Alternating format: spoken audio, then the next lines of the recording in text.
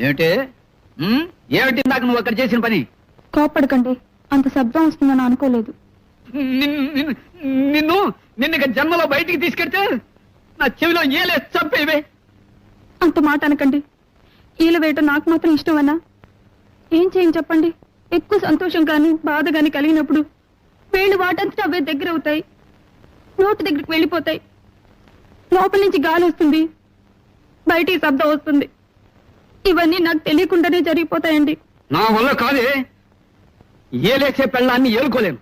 ఇవాళ రేపో వకీల్ గారిని కలిసి నీకు విడాకులు ఇచ్చేస్తాను. అంటే ఏంటండి? కోర్టు వారు నీకు నాకు ఇక ఏ సంబంధం లేదని కాగితం ఇస్తారు. అది